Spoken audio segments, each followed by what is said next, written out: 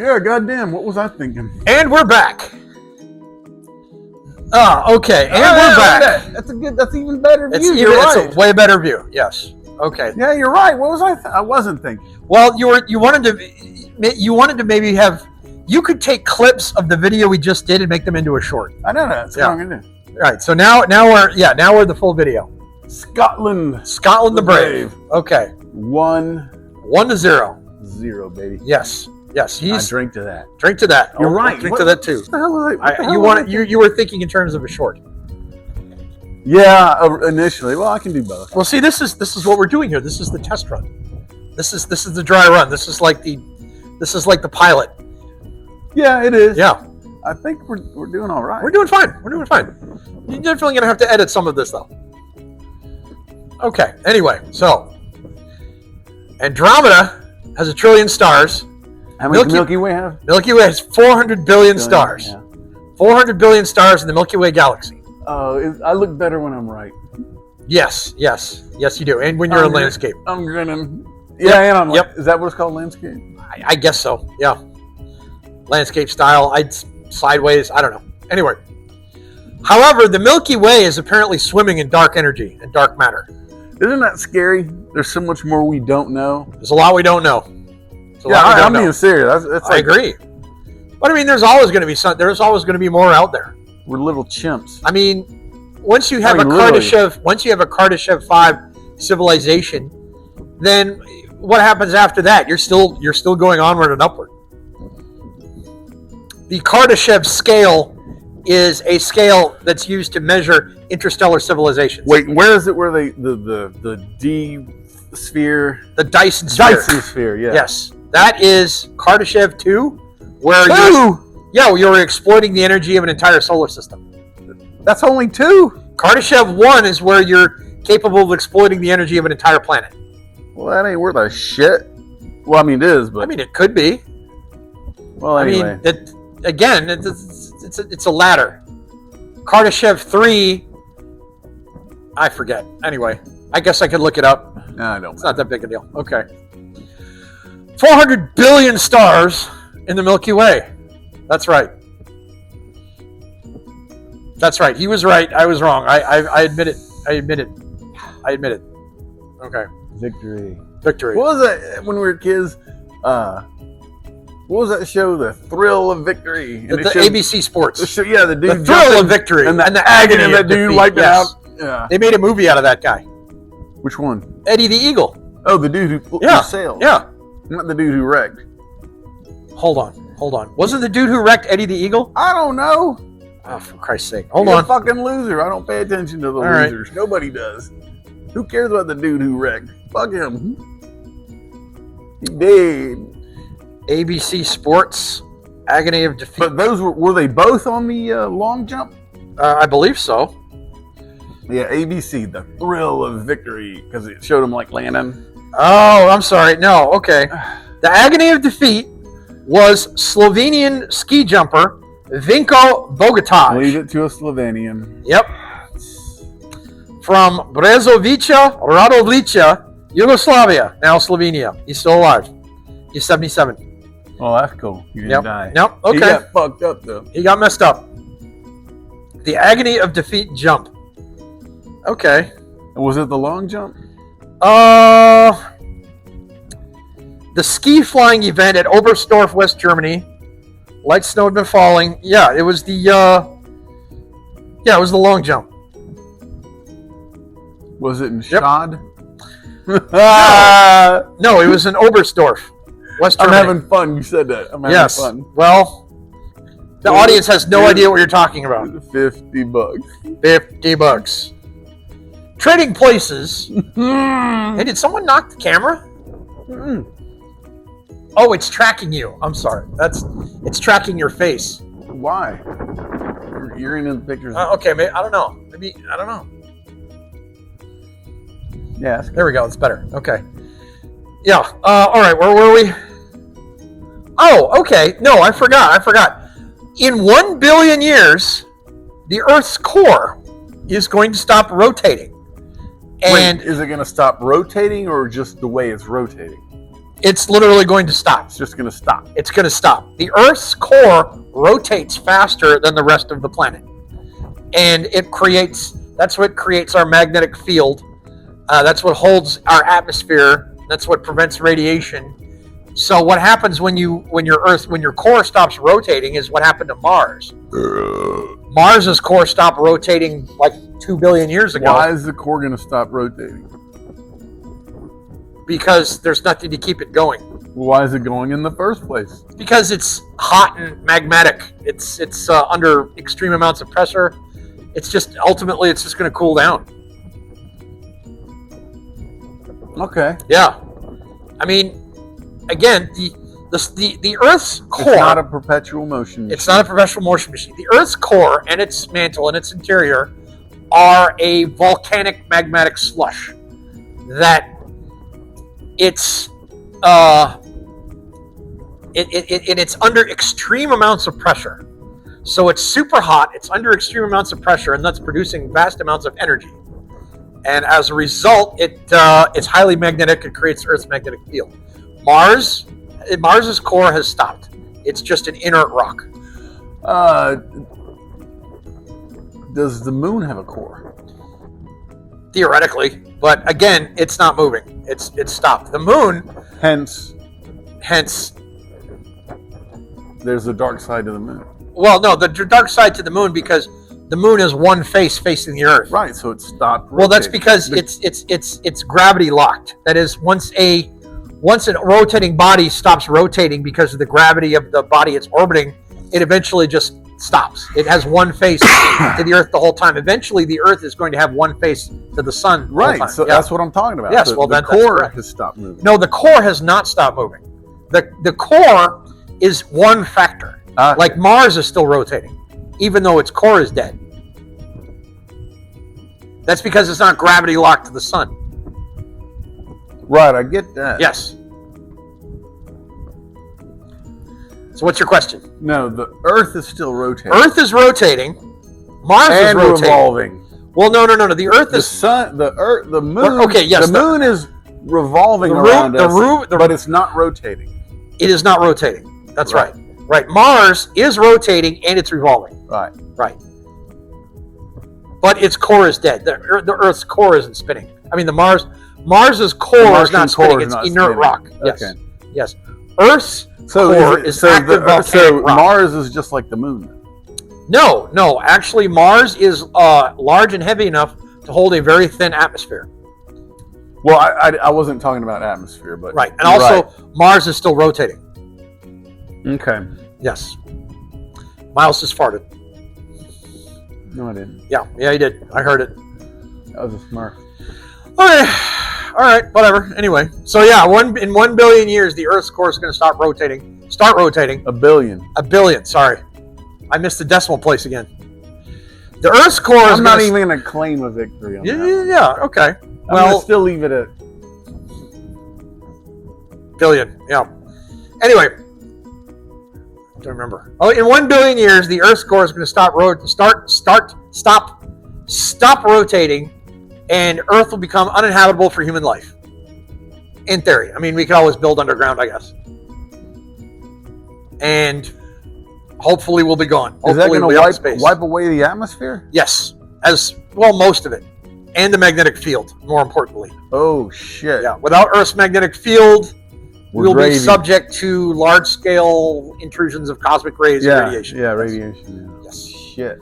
And the problem with cosmic radiation doesn't simply turn people into mutants. The real problem of radiation is that the shooting particles of neutrons and leptons and whatever else. What tons? Leptons.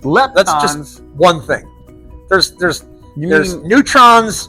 There's leptons, bosons, mesons, whatever. Mostly neutrons. Anyway, so all these neutrons are... A lepton.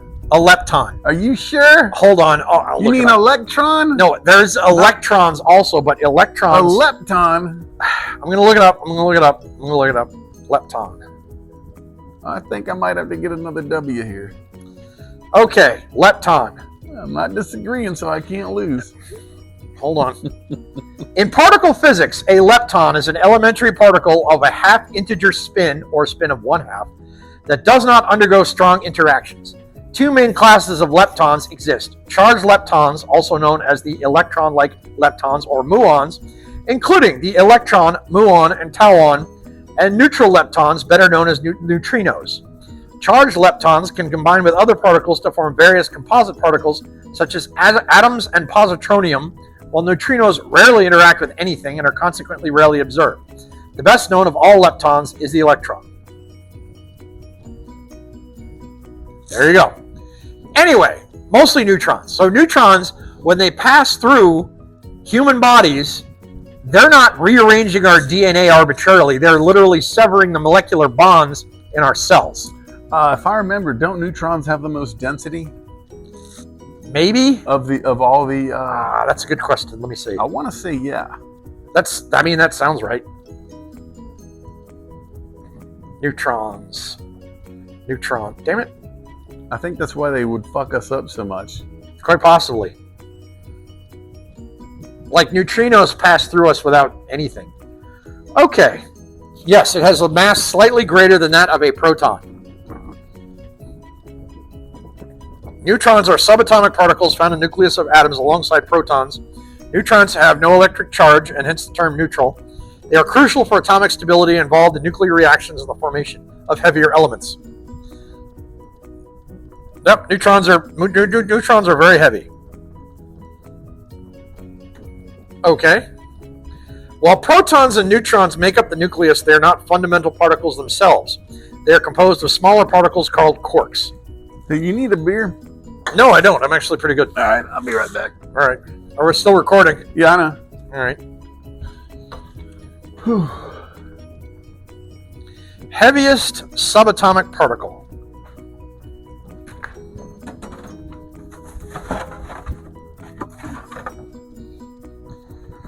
Okay.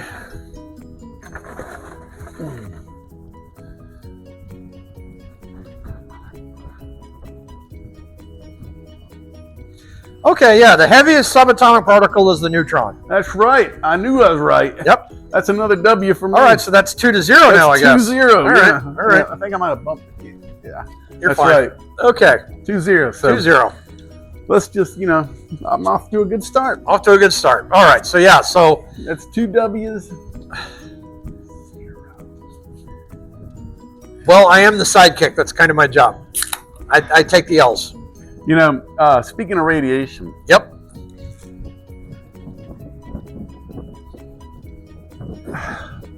You lost what you were going to say? No, I'm just thinking about it. I went to the Army, into the Army Reserves.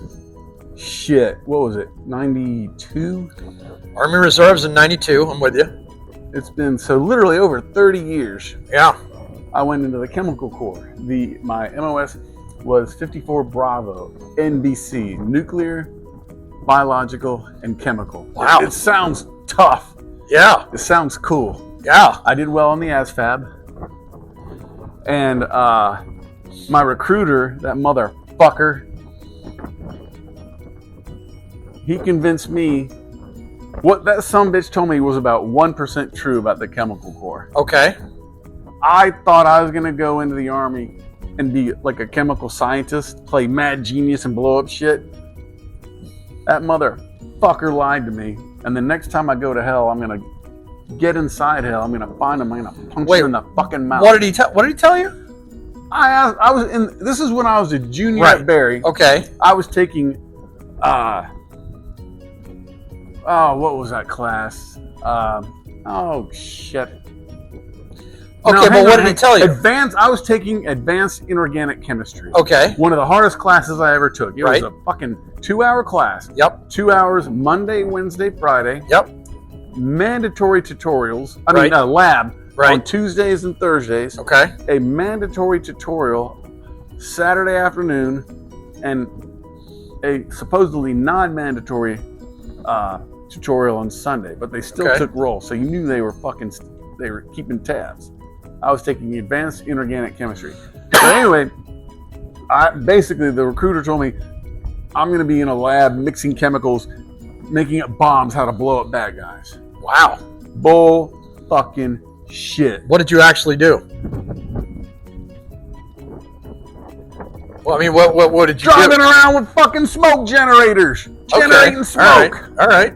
You didn't do shit with chemicals. That sucks. That motherfucker. Well, I mean, yeah, that's... Recruiters lie to you. That's kind of their job. I mean, I don't know if they have a quota or whatever. But anyway, the reason I brought it up is because we were talking about radiation. Yeah. As a matter of fact, I was sitting next to, on the train once, next to this guy who was in the Air Force, and he was literally stationed at a nuclear silo. And the stress levels these guys go through is very significant. You know, they're in a sealed cubicle for, well, this is back during the Cold War. They're in a sealed cubicle for, like, I don't know, a 24-hour shift or whatever. And one day, one of the other guys in his unit went crazy and literally started beating on a nuclear bomb with a hammer. And the guy pulled out his service piece, put it in the guy's mouth, and said, "Stand down." And I mean, here's the problem. There's so many fail-safes. There's no way that guy could have actually done anything. But he could have literally hurt himself or one of the other airmen. I'd have plugged him. Bam. Yeah, they're not trained to do that. You secure him so he's not harming anyone else, and then you wait for the MPs to show up. Or whatever the Air Force called them. And then you identify his pronouns, right? Nowadays, maybe. This is back during the Cold War when the Army when the Air Force actually did something. Yeah, all I know is that, well, one of the few things I know about this is that if there's a nuclear war, I heard the coolest expression. Yep. You will envy the dead if you survive. Yes. You will envy the You'll fucking envy dead. the dead. Yes. You ever see The Day After? In the 7th grade, that shit came out. Yep. It was like 3 parts, I think. 2 parts. 2 parts? Yep. Okay. And we watched that. I remember as a kid, it was like the big shit. And we watched it, and at the end of it, they had a big panel. It had Carl Sagan and Ed Turner and other people. Yep. Yeah, it was like doomsday. Yep. You won't be able to grow any food. Your body parts will start falling off. Roving gangs of people will take anything you've got. I mean, yeah, it's the worst case scenario. Be like Road Warrior. Only 10 times worse. A little worse than Road Warrior. Like Road Warrior without any skin. Yeah, and then your machines break down because you have no fuel. Nah, it's the worst of the worst. Yeah, and I remember. Okay, my old man, he was a career Army officer, and he was like, "Well, I would tough it out." And here's the fucking thing. One of the things they told me, if you're involved in a nuclear attack, jump in your foxhole and lay on your back. Pull your forearms up and your knees up to protect your organs from radiation. So your limbs absorb more of the radiation. And then after the blast, scrape down the insides of your foxhole and get all that radiated dirt down, cover it up. Like it's going to do you any fucking good. You're dead as a fucking doornail. You're just going to stretch it out and die miserably. Not even going to stretch it out that much. I mean, I don't know exactly what a fucking joke. I don't know exactly why they made the training that way, but it might have been just to make people not panic.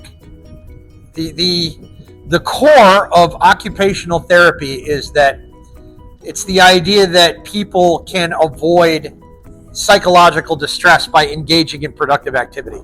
So they thought by making people dig, by making them do things, you won't immediately decide my life is over, everything sucks, I'm going to put a bullet in my mouth. So I can go dig and play. So you can, So you're following orders. You're not immediately going to pull out your gun and eat a bullet. That you might still have some usefulness before your face falls off. You might still be able to charge the enemy. Yeah. You can get a little more out of you. A little more out of you. Yeah. Just a little bit more out of you before you decide that everything is meaningless. But I swear to fucking God, if the next time I go to hell, I'm going to find that motherfucker. I'm going to punch him in his fucking mouth, that lying piece of shit. He got me so excited. I thought I was going to be like a James Bond villain. Mixing chemicals. Oh, I'm going to blow up this part of the world. No. Fucking shit. What were your grades like in that advanced chemistry course? I rocked it. I became part of ChemStar. Out of the entire goddamn Alpha Company was me and 9 others. Okay. Gosh. Maybe they didn't really need any chemistry. Or maybe they're just full of shit. They might have been a little full of it, yeah. So you literally just drove around with the smoke machine. Yeah, once I got back to my reserve unit. See, that's the thing. You guys were reserves, right? You weren't part of the regular army. Okay. Maybe they got regular army guys doing that stuff. Although, probably they mostly just mop up the floors at a building somewhere. I don't know. I've never been in the armed forces. Pop was in the Navy. He was on my dad was on the USS Jason and the USS Elkhorn during the Vietnam conflict. Yeah, that's right. He mentioned that. Yep. Helped evacuate Khe Sanh. Yep. Never had a bad word to say about the Marine Corps. Big K. Anyway, that was my little stint on radiation. It sucks. Everybody loses. Yep. And not trying to get into politics, but sure.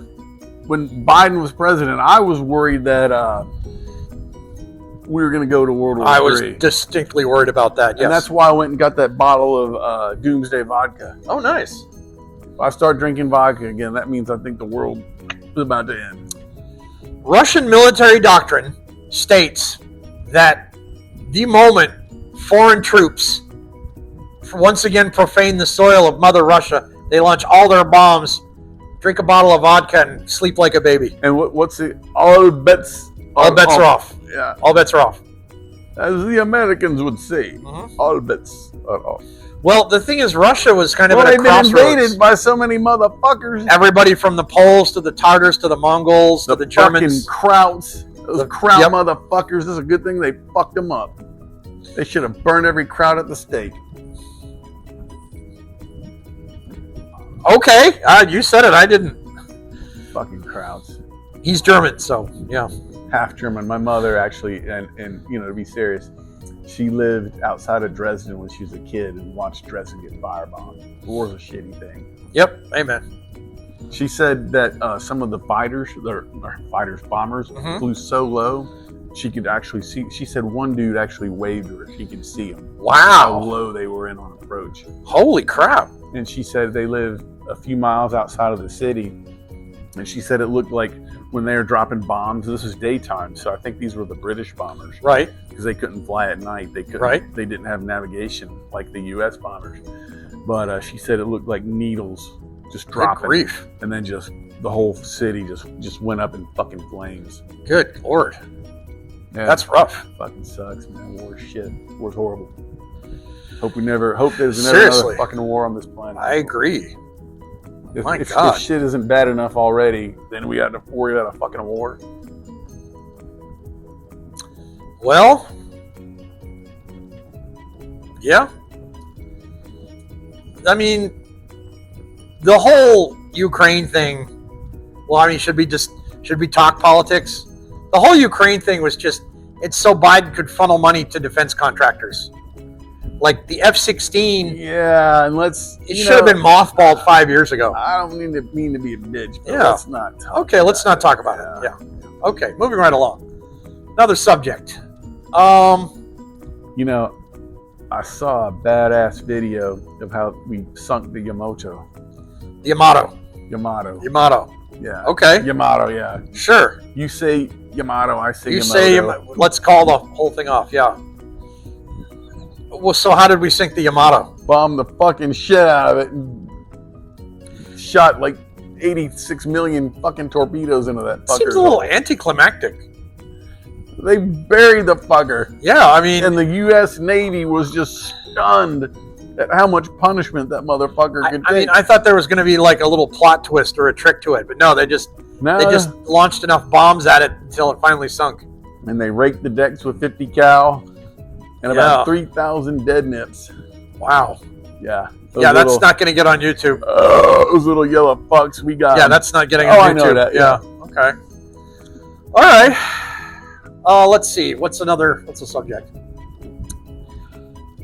Print is dead. There's literally no point in going to a Barnes & Noble anymore because nothing new that's coming out on the shelf is worth a damn. Speaking of that, I'm glad you mentioned that. Sure. Should we discuss this on YouTube? Okay, I'm going to ask you. Hit me.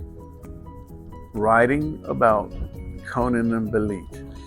Okay. Can we discuss this on YouTube? Sure. Her coming back as a vampire. See, that's the thing. The Tencent Media owns Heroic Signatures, which owns the Conan trademark. This is a very good topic. However, that doesn't mean we can't talk about it. We just can't use any. We can't use the name. We can't use like Conan in the title of your video. Right. Or even maybe we even can't. I don't want some talentless shit stealing our idea. Well, see that's a problem you have to consider. But that's what we forgot to talk about today. Yeah, that is what we forgot to. And that was my fault because I was rambling all day. I mean, you could make a video about us talking about Belit the Vampire Queen, and then not post it and save it for later. Maybe we can talk about it now. Okay. We'll write the fucker. Sure. Then post this shit. Okay. All right. What's today? So I was about to say let's get a time tag. Yeah. Okay. This is Wednesday, July 23rd, 2025. And hopefully we're posting this someday in the future when John Miles and myself have Robert Jenner, the Goon. Yeah, sorry, John Miles, the Revenant, have completed the manuscript of Vampire Queen Belit, the queen of the Vampire Coast. Returns for Conan. Returns for Conan, or whatever it is she's. And we gotta publish this shit first. Well, we can't publish it. We could go to France and publish this shit. We could go to France. Do you speak French? Your mom does. No, she doesn't really. She speaks French when I slam her. She says, "Oh, okay, we okay, all right, we." We Big Mike. I didn't even know Miles's mom could talk until like a year and a half after we reached us. Well, I mean, her mouth was always full. You filled her pile with yeah. All right, that's fine. Yeah. All right. So this is good. We're gonna post this shit a little bit down the road. Down the road. Okay. So here's my idea, and that's why I asked you a little earlier, because I know we. So we talk. I'm sorry. Go ahead. Well, no, I'm saying no. I was going to say that you're right. We could theoretically we could submit this for publication in one of the European Union countries. And you're the one who mentioned this because Chuck Dixon, who used to write for Savage Sword of Conan, actually wrote 3 Conan novels that were published by Castalia House in Finland. Conan, The Siege of the Black Citadel, Conan and the Caravan of the Sword? I don't know. But yeah, so don't matter. we could do that in theory. So, and even if we didn't make 5 cents, I'd still love to do it just for the glory. Sure. Okay. Just we have to stick hardcore to the Robert E. Howard. Have to stick to the Robert E. Howard idea. Conan. Yes, to the Robert E. Howard Conan. So here's an idea.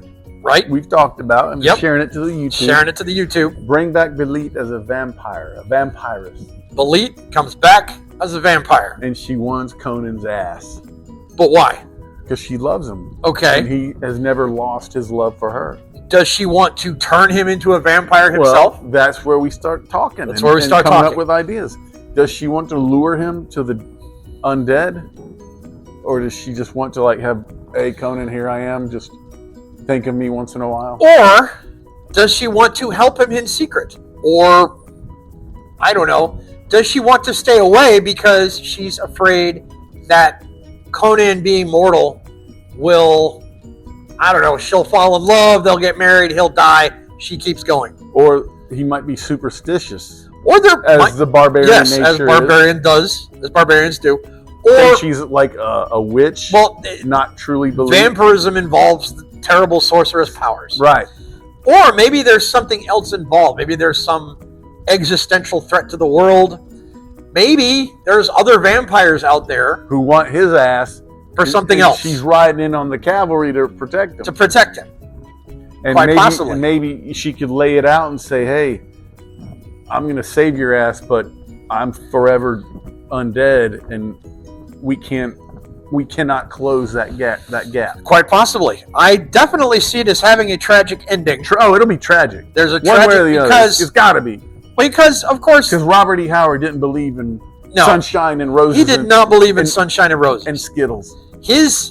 The entire Hyborian world was fated to be destroyed. Yeah. And even after all the sound and fury, eventually natural disaster killed everybody, as it does, as it will do again in the future. Yeah, Robert E. Howard, this guy was no joke. He knew exactly, and he actually said, "Fucking shame." Yes, that dumb son of a bitch had to shoot himself, and I say that with respect because of his genius. But come on, goddamn, dude, he didn't see a way out. You know, Farnsworth Wright owed him like $900, which in 1936 money was that was like thousands and thousands of dollars in pre-Biden money, and now it's like... What year was it, like 36? 1936. And that's during the peak of the Depression? I wouldn't say it's the peak of the Depression. The peak of the Depression was more like 1932. It was more like the things were slow recovery. Shitty. The slow recovery, yeah. Things weren't great, yeah, especially for writers. Farnsworth Wright had stiffed him at least half of what he was owed. The market was contracting. There was all kinds of supply problems. Weird Tales was actually going to move to New York City, and which actually was a very bad move because, number one, Margaret Brundage, the great Margaret Brundage, rest in power, my queen, she could no longer write covers or draw covers for Weird Tales because she lived in Chicago. She couldn't move. She had to mail the portraits all the way to New York, and they would be damaged in transit. And then New York had a mayor named Fiorello LaGuardia, who was a socialist Republican. And they named the airport after that? Fuck. They named the airport after that fucking wop bastard. That'll probably be cut. They named the airport after that socialist Republican jackass. A fucking guinea. A fucking guinea. That'll probably be cut too. But the problem is that he was the worst aspects, in my opinion, of both republicanism and socialism. He instituted a series of decency laws, all right, we're getting into politics. We are getting into politics, but I mean, this is politics from like 100 years ago, 90 years ago. Let's get back to Conan. Conan, okay. Billy the Vampire Queen. Now, as we all know, or those of us who read Queen of the Black Coast, okay, while we're talking Conan, this is fun. This is going to be a great great video. What's the best Conan story? Oh God, okay. I know it's tough. It's tough. I've got mine. But let's split hairs. Okay, let's split some hairs. Number one, Frost Giant's daughter. I mean, that was okay. That was a good one. It was very well written. It was good. I love all the stories a lot, but I think the culmination of Robert E. Howard's technical and narrative prowess was Red Nails, which I got you to read. Which you got me to read. Yes. Red Nails, top 3 for me. Definitely. However, number 2 for me, Queen of the Black Coast. Queen of the Black Coast is unquestionably a classic. That poem at the end was just full of emotion and of pathos, and it was just it's right in the heart, right in the emotions. Okay, I'm a man. I'm saying this. That movie, that story got me right in the emotions. Yes. Hence, we find it relevant to add on to it as best we can with The Return of Elite. Well, it's like they said in Hamlet 2. Why doesn't Hamlet have a time machine? Okay? Why can't Jesus Christ travel to the future and have kung fu? Why can't Bela come back from the dead? Does it really destroy the impact of the original source material if you fantasize a little bit? If you maybe... What? I'm having fun with you. The fact is, nobody's ever going to top Robert E. Howard. Oh, no. Nobody's ever going to come close. All these authors of pastiche, and number which is one, what they call it, can't top them because you can't come up with anything better in the first place. Right. No one has done so. No one has done so. But the point is, and this is the core, I think, of, shall we say, the more noble aspects of fan fiction, is why not imagine? Why not let your mind sort of roam free? Why can't Bailey come back? What would happen if she did? And the thing is, we're not trying to... Yep, here's an idea. if Robert had stuck around a little bit longer, maybe, just maybe, he might have said, "Hey, I need to bring," because people loved it so. Yeah, they did. Maybe he would have brought her back. Okay, that's actually probably would not have happened, and I'll explain why. Because Robert E. Howard, he wanted to give up. The indications were that he wanted to give up sword and sorcery altogether and write books about the American frontier. No shit. Yes, in fact, some of his later stories, like the Beyond the Black River, which for some reason a lot of people love, and which that was like where he was being chased by Picts. That's right, chased by Picts. Well, there was then he became part of that frontier post. Yes, he did. And then in the next book, he became king.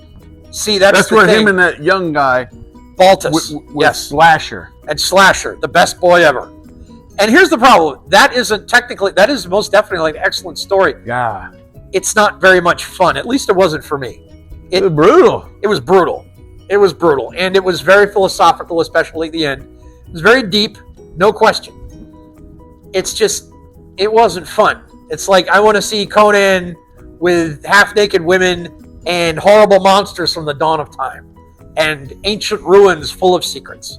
That's kind of the best thing. But Robert E. Howard, again, he wanted to concentrate on the American frontier. He felt he had gone as far as he could, or that the market really wasn't giving back, because, as I said, Farnsworth Wright owed him $900.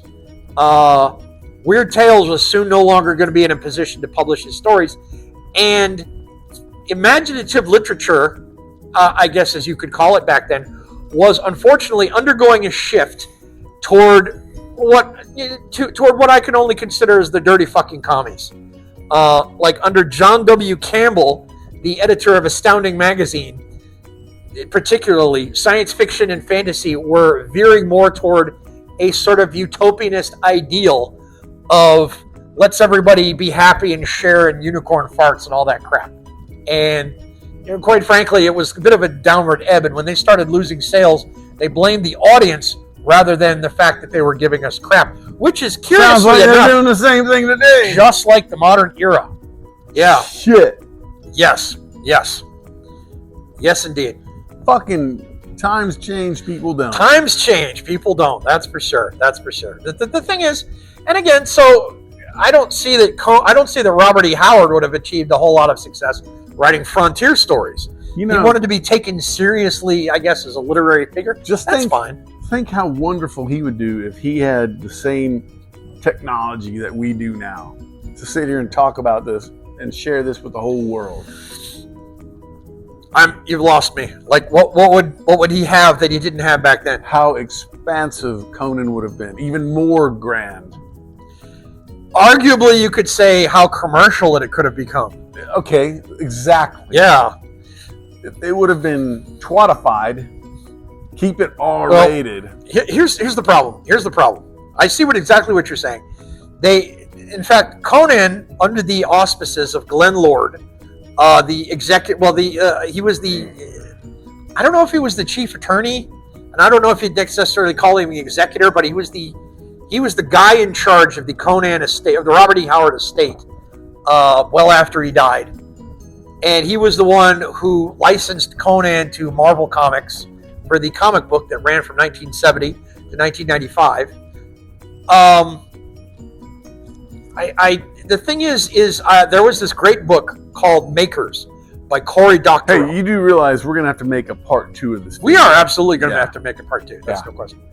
So Cory Doctorow wrote this book called Makers, and one of the things that involved was there is a disconnect between creators and the fans. I mean, let's not even talk about like the publishing companies, the corporations, all this other stuff, but the creators create something, they put something out into the world, okay, and say, for instance, the fans love it, they eat it up, and then the creator moves on to the next thing. All right, the difference is, like, say for instance, J.R.R. Tolkien pretty much kept with Lord of the Rings for most of his life, because he may never even considered himself an author. He was a linguist, and he wrote all these stories to give a backstory to the languages he'd invented. That's crazy. That's just genius. the man wore many hats. The man wore many. He is not only considered the author of the Lord of the Rings, but also he's the person who single-handedly restored the literary reputation of Beowulf to the reading public. I didn't know that. Yep. For whatever, I mean, not that that's a big thing. I think the height of Beowulf popularity was back in like the 2000s when you had 2 Beowulf movies coming out at the same time. You had the animated Beowulf, and then you had Beowulf and Grendel. Not a fan. Okay, he's not a fan. It's probably why it didn't succeed. You also had that Christopher Lambert Beowulf film, which and you had Outlander. You had Outlander with Jim Caviezel. Hang on. Outlander by Jim Caviezel. Beowulf and Grendel are both space aliens. Jesus fucking Christ. Actually, it was a great... Are you fucking kidding me? I'm not. It was a great movie. It was a fantastic movie. They were space aliens. They were space aliens. You had Jim Caviezel, you had Sophia Myles, you had John Hurt, Ron Perlman, Jack Houston, the all-star cast. Great film. It's a fantastic film. It was set in Norway in the 9th century. They were all Vikings. Beowulf lands, his spaceship crashes in a lake, and Grendel is an alien.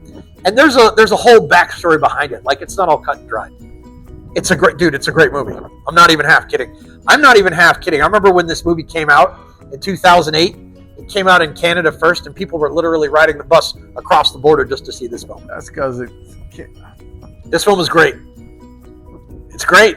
All right. You have to see it. I'll have to see it. You have to see it. Great movie. Jim Caviezel. Man knows a good movie when he sees it.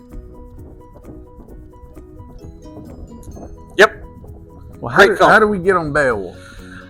Well, we're talking about Conan. Beowulf is part of the same mythic literary narrative tradition.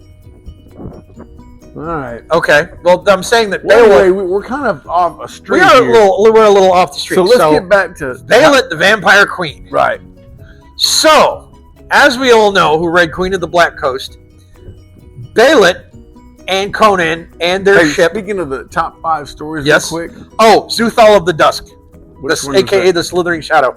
It was sort of the precursor to Red Nails, where Conan and the slave girl Natala find themselves in a city in the middle of the desert. Oh shit! Where he fought that shambling horror Thog. Yeah, it started out where they lost the battle. They lost the battle. They were stranded in the desert. Run. He lets her have the last of the water, and he sees that glimmer. Well, no, he's pulling out the sword because he doesn't want her to suffer. And then he sees the city in the distance, and he says, and everyone's that's probably a mirage. And the city's half asleep. The whole city's asleep. Right. And the hot, like the I forget her name. Wait, Thalas. She wanted his ass. Yes, Thalas wanted to get rid of Natala, but yeah. And Thalas said, "Oh, I'm a sophisticated, hot, urban lady, and I know all kinds of tricks. She's just some busty peaches and cream peasant girl. She was Byrunthian? Okay, Berthunian. You say Berthunian, I say Byrunthian. Yeah, well, you're wrong. Oh, really? Yeah. Do you want me to look it up? No, because I'm happy with my 2-0. Yeah. See, if I were to look this up and proved him wrong, it would be 2-1, and that's okay. Okay, all right, if you say so. So yeah, how do you say it? Berthunian. Okay. Like Britain. No, Britain. The Brythunians were the ancestors of the Britons, who would later settle in the British Isles. Okay. Yes. All right. At least according to Robert E. Howard's mythology, the Brythunians were the ancestors of the Britons. All right. Anyway. Yep. So me, a witch shall be born. That was a good one. No question. Taramis, yeah. And great one. The Devil in Iron. Can't beat The Devil in Iron. That was the one with Olivia, I think. It was Olivia or Octavia. I want to say Octavia. It might have been Octavia. Octavia was... And Khosrow Kell. Yes, okay, that was Octavia. Fucker. That was Octavia. That fucking beast. Yes, and Conan fucked him up. Big time. Motherfucker got what was coming his ass. Anyway, back to bringing back Belief. Yeah, bringing back. I think tracking is on. Okay. Yeah, I think it works sporadically. Okay, so bringing back Billy. All right, so yeah, my favorite. The camera picks who's less of a homo. I guess that's what it is. Why it keeps coming. Well, that's definitely not getting on YouTube. Anyway, you're definitely going to have to edit this carefully. I know that. Yeah. All right, so. Oh God, some of it there's no way I'd put it Yeah, there's on. no way, No. especially these days. Okay. God fucking no. So yeah, And besides, we need content. We do need content. For You literally, from everything that we filmed so far, you could chop this up into about 5 or 6 different videos. Oh no. Yeah. Anyway, okay. Yeah, that's the great part. Just keep filming and just string some stuff together and boom. Okay, so Violet the Vampire Queen. Okay. She, as we know, in Queen of the Black Coast, Violet the Vampire Queen and Conan and their ship. What was the dude that fucked her up? The monster? I can't remember his name. Did they give it a name? Maybe not. It don't matter. Well, I don't know I don't think he ever had a name. They just called him the Winged Monster. I just remember that. What a great description he had of him in its highest state. Yeah. It was far beyond anything mankind could. Exactly. dream They lived in a. But in its lowly state, it was far worse than anything. Well, this is humanity's nightmare. This is part of Robert E. Howard's view of the world. All right. The higher you go, the more civilized you become. The greater the heights of your civilization, the farther down into savagery you fall. Yeah. The more savage, bloodthirsty, decadent you get. And depraved. So these creatures had risen far beyond the idea of humanity, and thus when they fell so bad that only one survived. Like, and not to get religious, but like angels compared to humans. They could be so far beyond. Right. But when angels fall, they go go straight down to hell. To the shitter. Yes. Where I'm going to find that motherfucking army recruiter, and I'm going to fucking punch that motherfucker in the mouth. Yep. Anyway, Okay. That piece of shit. The Wikipedia entry just says the winged monstrosity. The winged monster, yeah. Okay. Okay. All right, yeah, it didn't need a name anyway. I might read the story again, we'll have to. Yeah. Both, anyway, if we're going to write Anyway, so... All right, so we're going to do a novella. Right. A novella.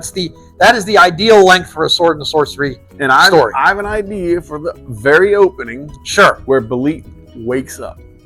Opens her eyes. She's in the sea. She's at the bottom of the ocean. And her eyes open, but they're not. She was a Stygian princess. She was a Shemite princess. Or Shemite. That's fine. Yes. Yeah. From the lost empire of Azgulun. She was dark. She had ebony skin, but she had dark hair. No. She was not. She was not. She did not have ebony skin. I meant white skin, alabaster. She had white alabaster. Okay. I meant she had ebony hair. She had ebony hair. Yeah, that's right. She was white. She was white. Yes. No, but her hair, her eyes were all dark like a Shemite. That's right. She was decidedly Caucasian. Yes. Right. So, but when she wakes up, just an idea, her eyes are golden, hinting at who was another vampire in Conan's? Akivasha. Just hinting, just an idea. Okay, sure, yeah, maybe so, yeah. Well, I think. Okay, but yeah, no, I'm sorry. Well, all right. Let me offer the idea. What's we got a notation? Oh, okay. I'm just making sure that wasn't a battery notation or that you had filled up your storage. This bitch is charged. It's right, and you do have 128 gigabytes. Yeah. So okay. So I think the implication, and again, it was all implied. Robert E. Howard was full of subtext, whether intentional or not. But I think the implication is that Akivasha was so old, she was so ancient, that humanity itself looked significantly different than it did today. But she was a hottie. Oh yeah, no, Akivasha was unquestionably attractive. That's why she was so tempting. But Conan immediately could tell her alienness when he met her. I would have smashed it. Yeah, but then she would have taken your soul and okay, whatever. But Conan was on a mission. Who needs the heart of Ahriman? Well, Conan did because he had to save his kingdom. Conan had to save Aquilonia from Tarascus and the Nemedians. I would have just smashed it and said, bitch, you hang out right here. I'll be back with the squad of horsemen. Platoon, company, battalion. Yeah, but they're in the middle of downtown Stygia. The Kashimis. They were their tomb They were in the underworld that was built under the temple of Set at the center of Kashimes, of Kathimes. Was it Cothamis? Cothames. Well, the thing is, there was a Shemite city called Korsamish, and then there was Kathimes. It doesn't matter. Anyway, they're in the middle of downtown of the capital city of Stygia, underneath the ground, like you couldn't bring the squadrons far enough. And not only that, did they have to contend with the actual Stygian army, but of course, Stygia, the city had all these giant snakes that would periodically leave their dens and search for food and feast on prey. And feast on like their average citizenry, who considered it an honor to be consumed by their god. Not only that, the king of Stygia was Thoth Amon. All right, not somebody you tangle with unless you absolutely had to.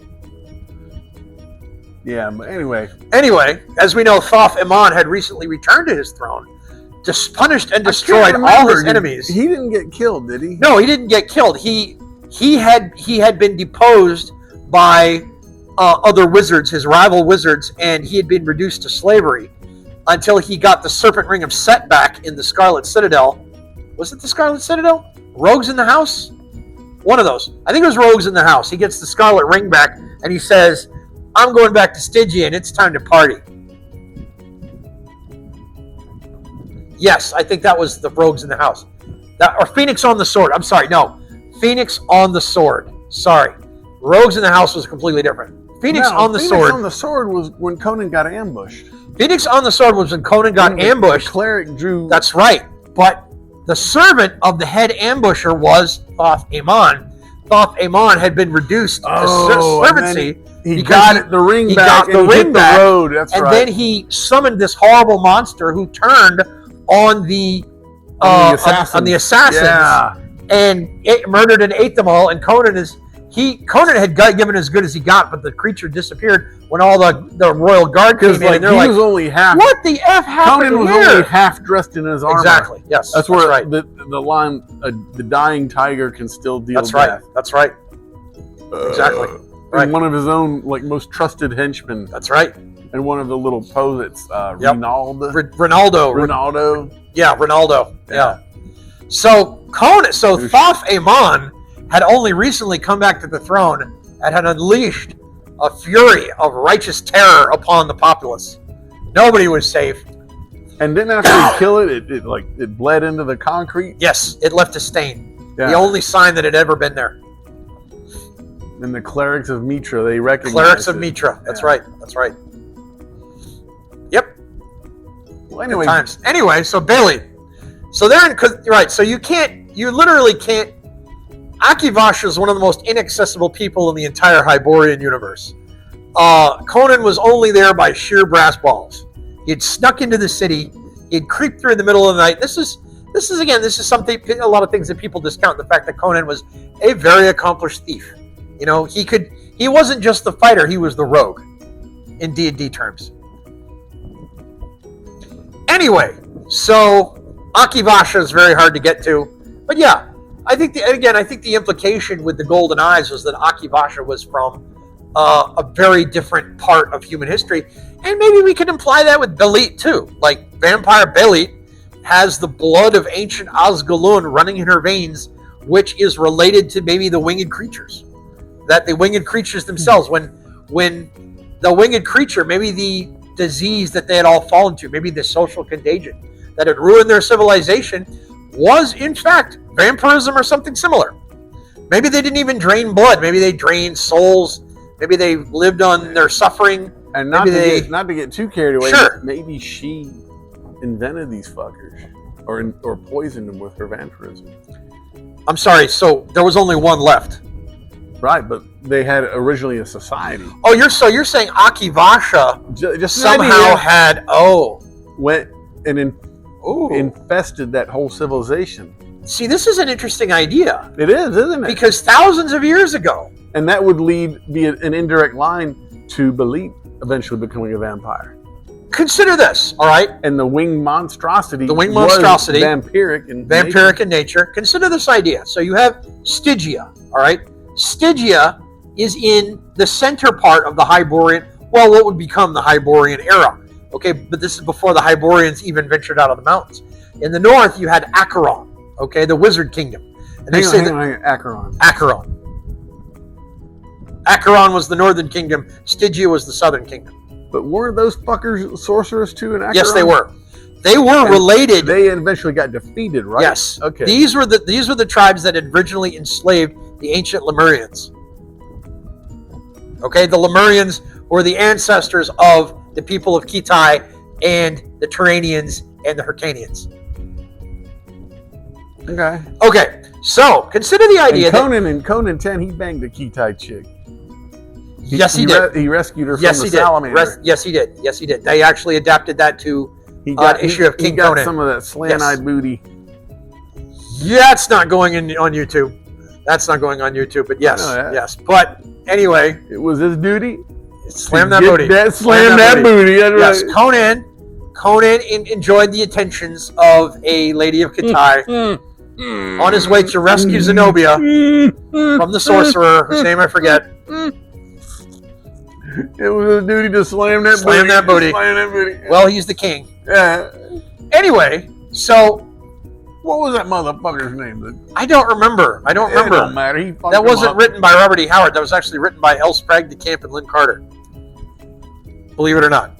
I didn't know that. Anyway, so you had Conan, Stygia. They got it right. He's still getting booty. I mean, the situation called for it. Right. And he hadn't even been king for that long. Right. And he's got to reward his... Right. Not only we've had this discussion. Zenobia, Conan's queen, knew that there were parts of his life that she possibly wouldn't understand and that he would never share with her. That he was a baller. She knew that balling. Because that's he was why slamming booty. That's one of the reasons she fell in love with him. He was larger than life. Slamming that booty. She saw him. A rock star. She saw him through. My God, he was slamming booty. She saw him through the bars of the wall of the harem of the king of Numidia, smashing. And she just fell in love right there. He was dropping fucking Sumerian steak all over the place. That's right, Sumerian steak. That's a direct quote, actually. But anyway, yeah. So Zenobia understood this, I think. Anyway, moving right along. Well, she got it. I know that. I know that. Oh, Conan, you're not a virgin? Thou art not, oh virgin, oh Conan? No, I'm agreeing with you. She completely understood you're that. You're out there smacking that booty. She completely understood that. That's if you ain't smacking lots of booty, you're a fag. Boy, that is not ever going on YouTube. Your account would be banned for saying that. So you're definitely gonna have to cut that out. Okay, I'm just saying. I'm keeping your feet on the ground here. Okay. So I'm having fun. Stygia, Acheron, and then below you had what are you doing? Nothing. I'm having fun. You're narrating. I'm listening. Okay. All right. So you had Acheron in the north. You had Stygia in the center, and below you had all the mysterious kingdoms of the south. Okay. Now, say for instance that the people of Stygia were terrified. They don't even know what that means. That's an in-joke. I know. We'll get to it because this is going to be posted down the road. Anyway. So we can talk about Shelley and Fleetman. We can have an episode dedicated to Shellnut. Yeah. We can talk about our friend Matthew Shellnut. Ryan Shellnut. Matthew Ryan Shellnut. Okay. Anyway, you had Stygia, Acheron to the north. Stygia and Acheron contended against each other. Now, what if in the south you had, let's say, the remnants of the great empire of the winged creatures, okay? Or maybe they had the empire of the people who worshiped the winged creatures as gods. Now, we don't know what the lost city was called. We just know it's on the Zarkeva River. So, I call it the lost city of Zarkeva. Okay, anyway, I'd have to read, if the city actually had a name, I'd have to reread the story again. Anyway, so what if Akivasha was offered as tribute from the terrified Stygians to the great winged gods of the south? Wait, all right, no, that sounds cool. Hang on. Yes. I'm being serious. Yep. I'm not having fun here. Good. What do you mean? I didn't quite catch that. Offered tribute? Offered as tribute. She was offered. She was offered as tribute to the winged creatures of the lost city of Zarkeba. Do you really think though someone of her power would allow that? Or maybe, well, that's the thing. This is before. This is before. This is back when she's mortal. I got you. Perfect. Oh, that's brilliant. Because that's remember, fucking brilliant. And that's, remember Tascala. All right. Him. I was going to explain who that was. Tascala. I know. Give me a second. I'm trying to. That's not. No, that's Taramis. Never mind. I'm sorry. That's Taramis. Okay. Tascala was the queen of the Tecotli in Red Nails. Okay. Oh shit. She wanted Valeria because she was going to take Valeria's youth and imbibe it to herself. Valeria was a blonde hottie. She was a blonde hottie. She was also very young. And Tascala had been barren. Well, no, aside from the fact she's barren, Tascala was over 120 years old. She had been inducted into the secret Stygian district. Yes. I just don't remember. Got to reread it, dog. The point is, Tascala was kind of a vampiric creature. Now, she had learned the art of preserving and extending her life from her homeland in Stygia. From sacrificing fuckers? Yes, from sacrificing women and absorbing their life force. So, what she learned this from Stygia, okay? She was a Stygian princess. She was not a native of either the Tecotli or the Zodalenka. And if I get the names wrong, sorry. But she had been brought from Stygia. And the reason that she was in Zucotl in the first place, or Zucotl. The reason she was in Zucotl in the first place is because the Stygian king. No, your pronunciation's all wrong. I'm sure it is. It's Zukakate. What? Zukakate. It's spelled Zucotl. I'm fucking with you. I'm having fun. I don't know how you pronounce it. It's. Why do you keep doing that? Because I don't understand what you're going to say. It doesn't matter. I'm not saying shit. I'm having fun. That's the beauty of it. So to sum up, Tascala, the queen of the Tecotlis. See, I don't know if Tecotl is the name of Conan's friend or the name of the tribe, but I'll just say Tecotl for right now. But so Tascala had the secret of eternal youth by absorbing the youth and energy and spiritual power on a serious note, of innocent girls. Yes. Was it eternal youth, or just did she knew eventually she needed to recharge herself? No, I know that, but was it eternal youth, or was it like she knew eventually she'd run out? No, as long as she kept getting sacrificial victims, she would continue. And that's why their tribe was so dry in Red Nails, the reason their tribe was so dry is because they kept murdering each other. In theory, Tascala could have kept going, but Valeria was so youthful and strong and overflowing with energy. I got pissed. Okay, keep going. I'll be right back. Ugh. This is fucking. See, this is where it comes from. This will be a great podcast. Again, we'll get there, dog. We'll get there. Yeah, we'll get there. Ooh, what am I? Baby, little shitbird. You're lucky I love you, girl. Such a sweet little kitty when you want to be.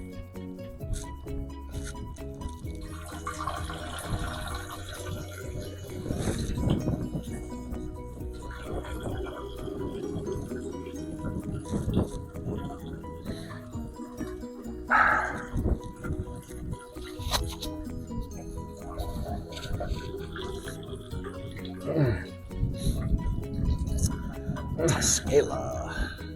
Okay, hold on. Red Nails, since we're here.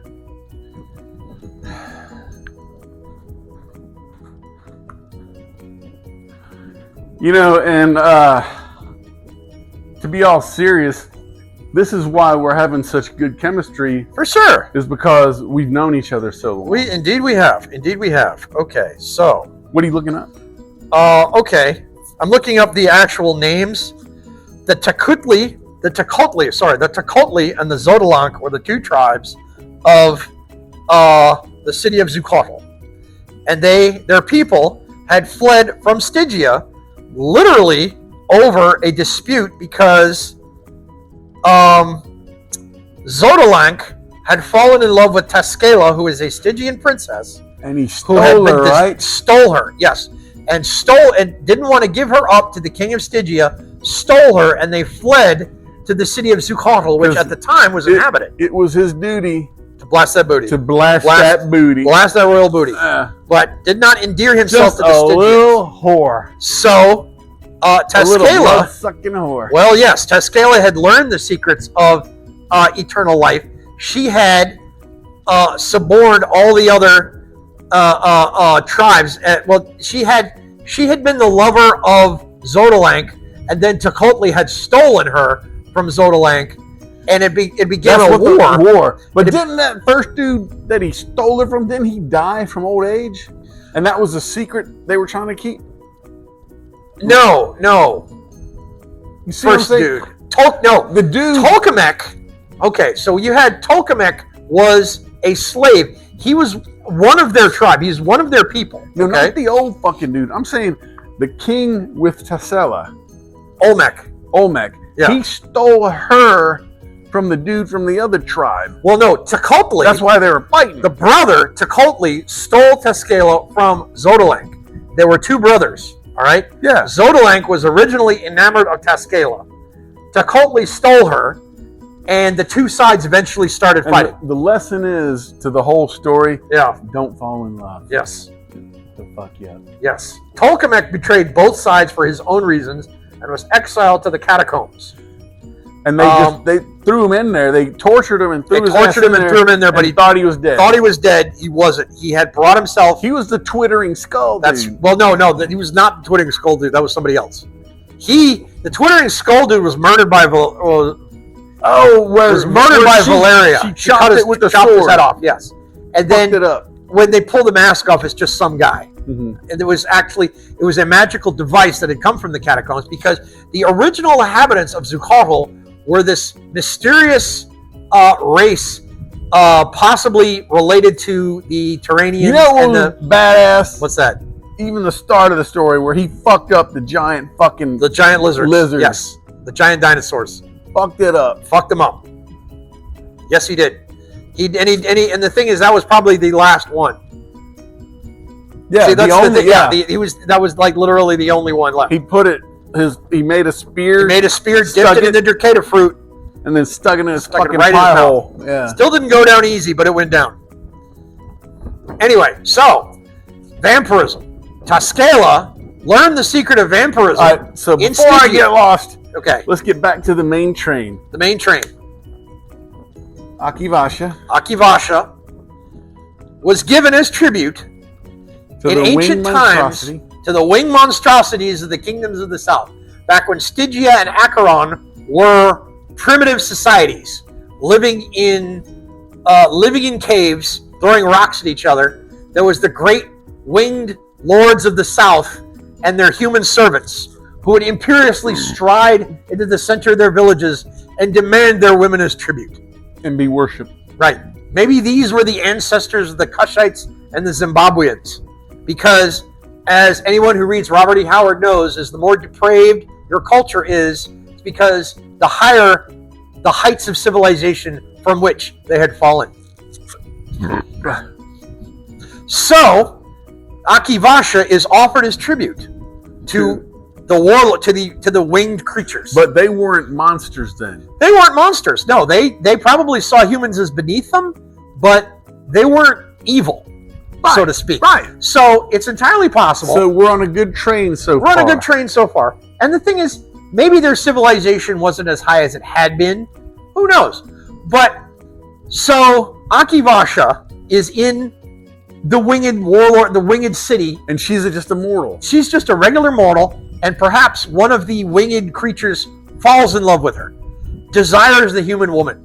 Okay, teaches her all the hidden mysteries of winged monster society or winged creature society, and one of the things she learns from ancient Mu or ancient whatever is, the forbidden secret of eternal life. Maybe the winged creatures have a library that goes back all the way to the time of the Thurians. Or the Book of Skelos. The Book of Skelos.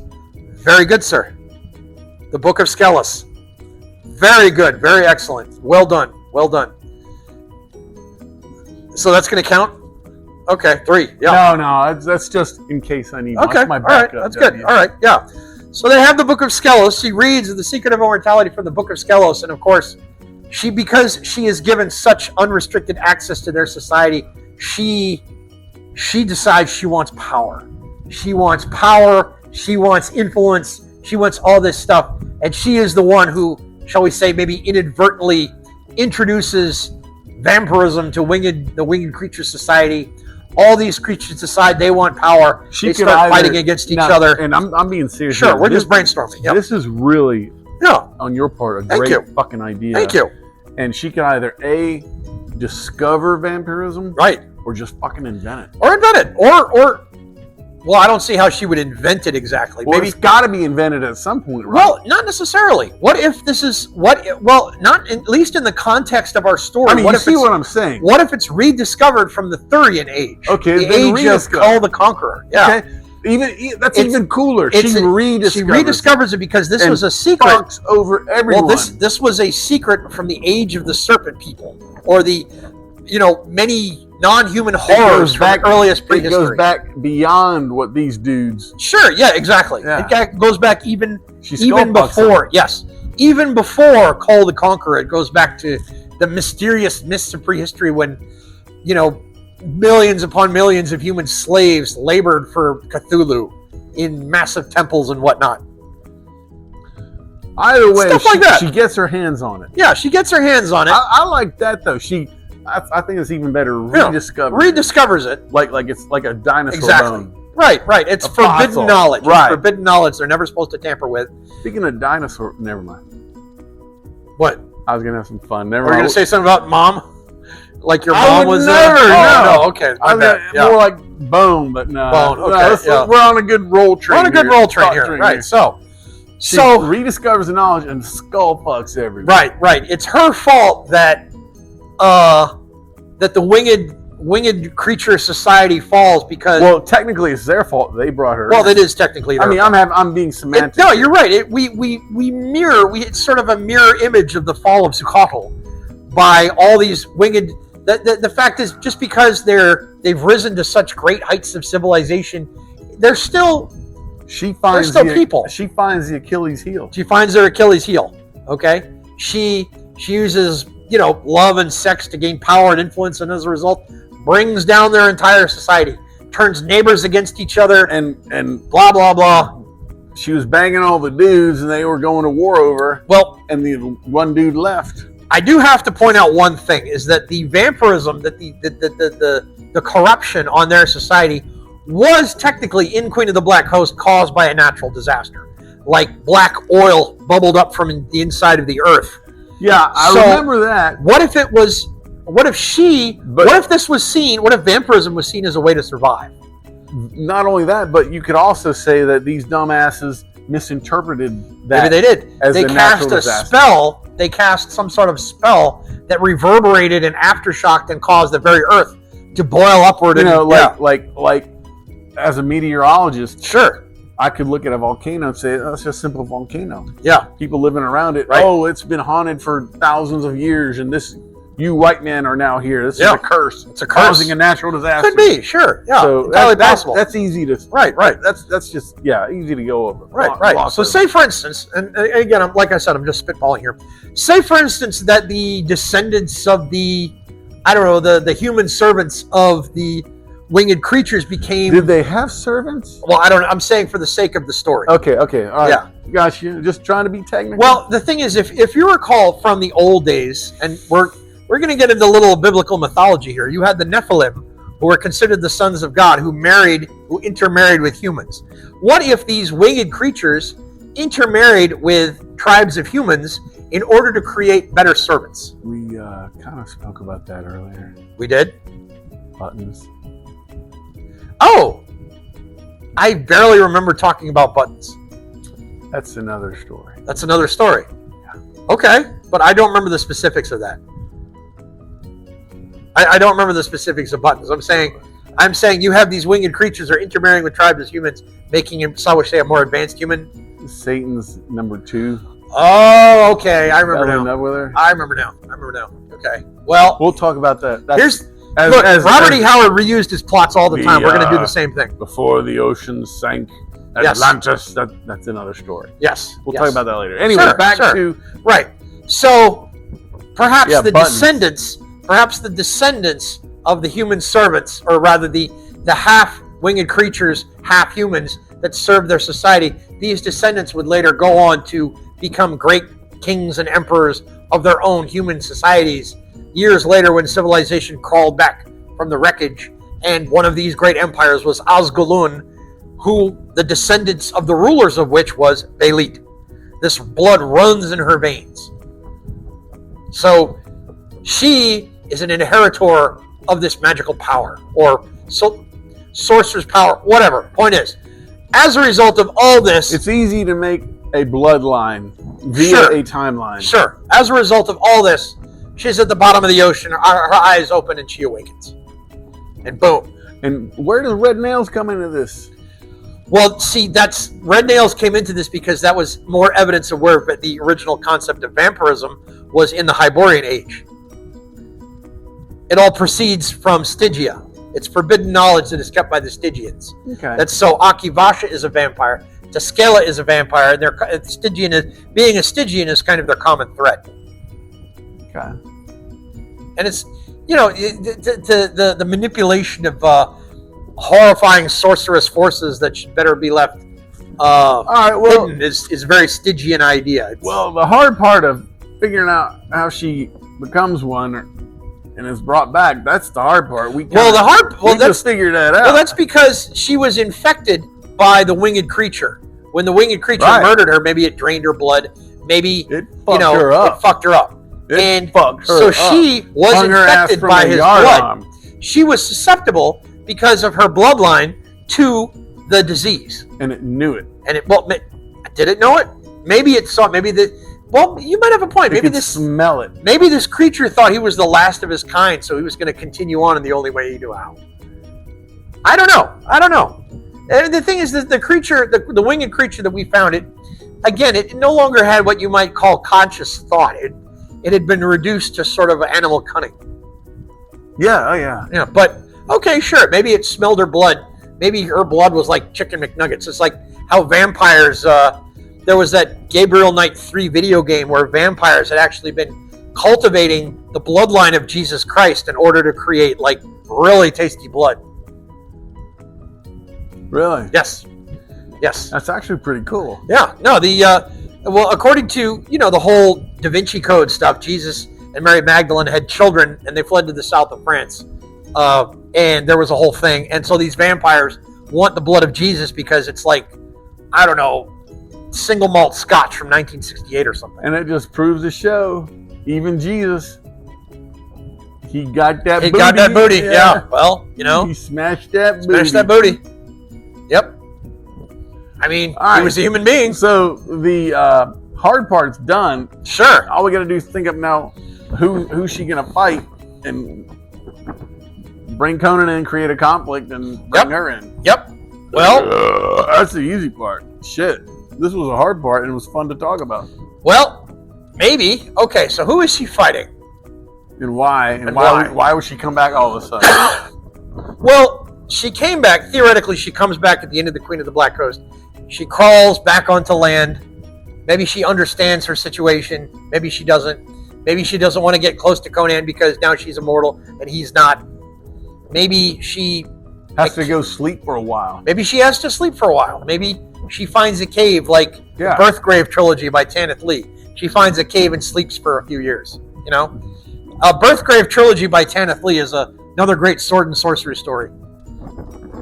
Just want to get that across. It's not a. I get it. Yeah. Never read it. Never heard of it. Yes.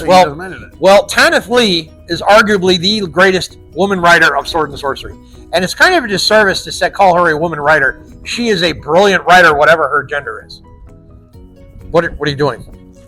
I had an itch. Oh, okay. I thought you put your hand up your asshole and then we're going to sniff it. No, I'd give you okay. All right. I'd give you a taste of the So Baelit's back from the dead. She still loves Conan, but maybe she feels she can't be with him. She might even feel ashamed of it. She might be ashamed of her condition. Yes, quite possibly. She awakens because reasons. She awakens because she doesn't have a choice. It's in her blood. Right, it's in her blood, but why does her blood wake her up? Like, it's just time. We kind of just went through that. You can say anything. Well, I mean, if she's sleeping for years, is she sleeping for years to repair herself?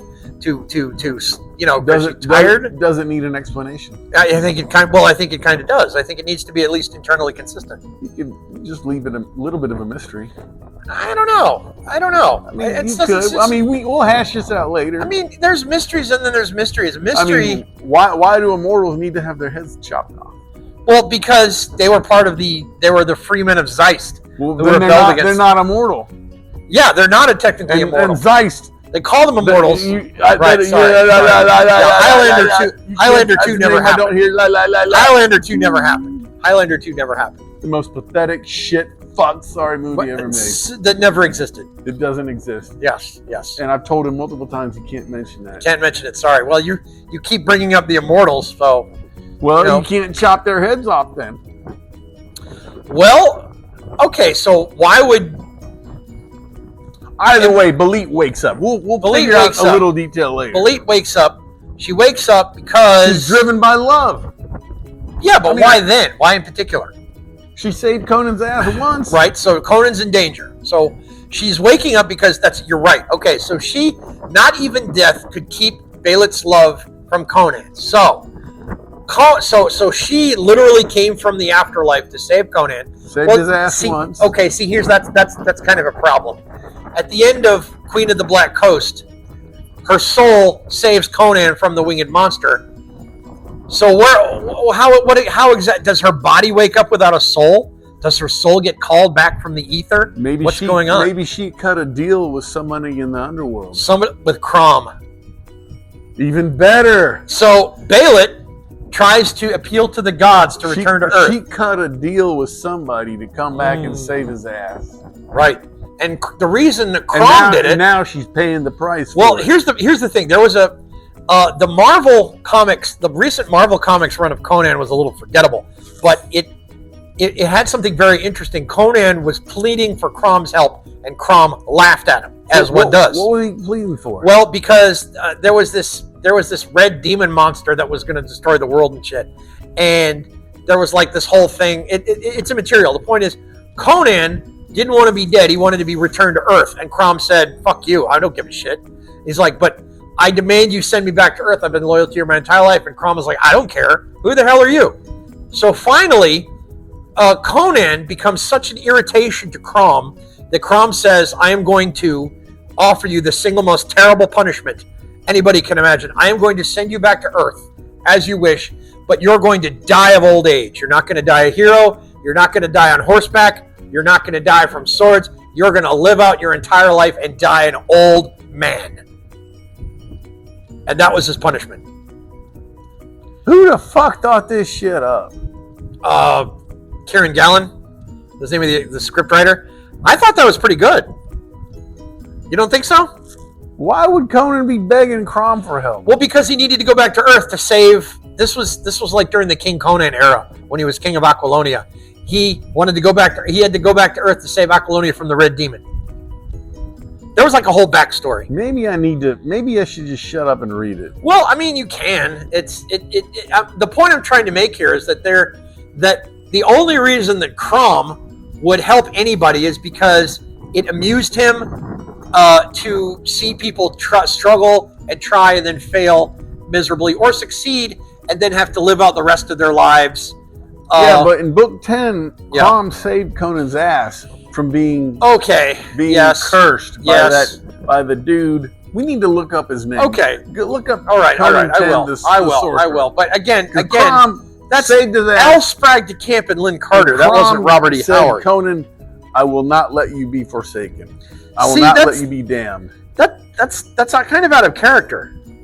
Well, Shit, we're kind of getting out of character with Well, Conan. Aren't we? we're trying to stay in character as much as As possible. much as Conan 10. We're trying to stay in character as much as possible. Okay, Conan 10. Conan the Avenger.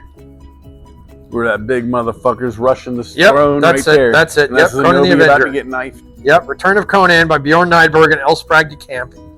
Originally published by Lancer Books in 1957. Plot summary.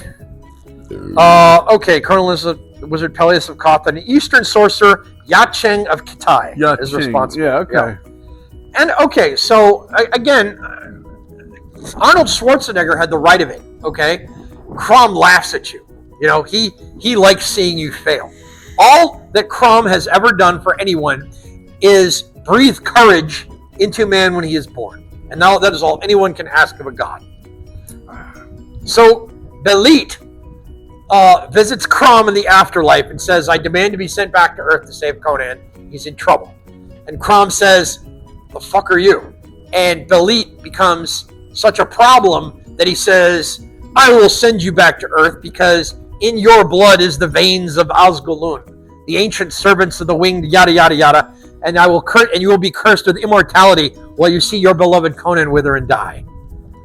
And she's like, "Fuck you, do it." Thinking, that's great. Yeah. And she's thinking, fuck you, do it, because I'll find a way around Because I'll find a way. Nothing will keep me apart from Conan. Not my death, not his death. Not even old age. Not old age. And that's where she nothing. could potentially make him a fucking She could make him a vampire, but here's the problem. And that's a fuck you to Crom. Yeah, but see, the thing is, Conan, that's the problem. Conan would never truck with the sorceress arts. He would never mess with that shit. Oh, I agree. But And also, he's fated to marry Zenobia. But what if he's seduced and he finds out too late? So you're saying Conan's now suddenly a vampire? Well, then what happens? What happens to the rest of the storyline? We don't worry about the rest. Why are we not worrying about the rest of the storyline? Conan is fated to marry. I know. Zenobia goes to Zeiss and comes back and chops Belit's head off. That sounds cool. All right, so Yeah, we'll have Sean Connery. problem Yeah. solved. Queen Zenobia, So there. her husband seduced by the vampire queen Belit, summons an ancient portal to a foreign It world was, called just Zeiss. it was an idea. It's called brainstorming. Right. And she pleads for aid from the great Ramirez, leader of the rebellion against General Katana. And Ramirez trains her in these sword arts. And by the way, time out. So they've already cast Henry Cavill as the Highlander. Guess who they've cast as Ramirez? Russell Crowe. It's going to be Jor-El and Superman back again. I'm dead serious. Russell Crowe is going to play Ramirez. Well, I hope he loses his goddamn fucking beer gut and stops acting like a prancy little fucking bag. I really kind of hope so too. Yeah. Fucking Blood and Bumble was the most pathetic fucking motherfucking acting job I've ever seen that dude. After I saw that motherfucker's gay. The day after I saw Gladiator, I got on an airplane and I flew to Rome. Nice. Big chair. Yeah. And I saw Rome in one day. I Nice. must have marched 20 fucking miles Wow. in my boots that day. Crazy. And I went to the Colosseum. Went to the Coliseum. That's awesome. I went to the goddamn Vatican, which is Yeah. a whole other country in its own. It is. I saw every fucking square inch of Rome in one day. That's crazy. And Gladiator inspired you to because do I that. saw Gladiator the day before. Great film. And the funny part is, when I got on the plane, Yeah. I was sitting in 3C, business class, wide open. Right. This fucking old fat ass flight attendant with cherry blonde red hair. Cherry died. blonde, red hair. She had a bald spot on the top of her Oh, head. no. Like a big old landing pad. So sad. Could have landed a chopper on her Oh, head. the choppa. Yeah. That's so sad. She came up and asked me what did I want to drink. I'm going to Rome. I want a red fucking wine. I wouldn't have put that together. I would not have put that together. It doesn't matter. I want a red wine. Red I'm wine. sitting in Okay. 3 Charlie. I want a Three Charlie. red wine. Yeah, but She came back 10 minutes later with a Diet Coke. The fucking A-line. The A-line. I saw her shake her head, come up and said, "Hey, you don't look like the kind of guy who drinks a Diet Coke. What do you want?" I said, "I want a red wine." Yeah. I explained to her, I just saw Gladiator. I'm in the mood to kick some fucking ass. No, I don't want a Diet Coke. She's like, red wine it is. Boom. Very good. Fucked up. I saw Rome in a day. Rome in a day. The day after that. Rome might not have been built in a day, but you saw it in a day. I saw that fucking hole in a day. And God help us. Look at it now. That whole fucking country's fucked. Anyway, that's politics. We're not going to get into. That's politics. Yep. Anyway. All right, so we have a good idea thus far of how Belit becomes a vampire. Right. Now, let me ask you this real quick, just semantics. Yep. Vampire, vampiress. Does it really matter? Does it sound cooler, a vampiress? Just sounds vampiress. Well, the thing is, sexier and hotter. The word comes from das Vampir, which is the German word for it. Vampire was sort of an anglicization of the German word. Nobody called Akivasha or Taskela or any of these other vampiric creatures vampires in the Hyborian Age. They would say things like the undead or ghouls or, monstrous abominations, stuff like that, but they didn't really categorize them in that respect. So you wouldn't call Akivasha a vampire. You'd call her the immortal sorceress queen who happens to drink blood. I mean, you wouldn't even be that specific. You just said that the abominable sorceress queen that lives under. But in 9, Conan called her a damn vampire. In Conan 9, okay. Yeah. He called her a vampire. Akivasha. She tried to get his blood. He said, damn vampire. Damn vampire. I'll pull out the goddamn book and show I believe you. I believe you. Okay. No, yeah, it's not contention. No, it's not contention. He said, damn vampire. I don't remember that part. I'll have to look it up. 1 second. This is going to be 3. This is my 3rd right here, W. Your 3rd. Okay. No, I believe. I don't disbelieve you. Okay, here we go. The Bloody Crown of Conan. Hour of the Dragon. Vampire. Okay, vampire. She was body. Oh, yep. Well, shit. There it is. Damned vampire. You're absolutely right. Well, I am crazy. I am crazy here. She pressed her dark head down against his mighty breast, and he felt a sharp pang at the base of his throat. With a curse, he tore her away and flung her sprawling across the couch. Damned vampire! Blood was trickling from a tiny wound in his throat.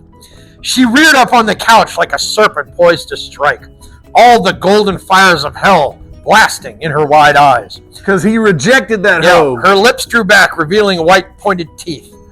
Fool, she shrieked. Do you think to escape me? You will live and die in the darkness. I have brought you far below the temple. You can never find your way out alone. You can never cut your way through those which guard the tunnels. But for my protection, the sons of Set would long ago have taken you into their bellies. Fool, I shall yet drink your blood. Miles? I'm wrong. I did not remember that. That is insane. I know my shit. You know your shit.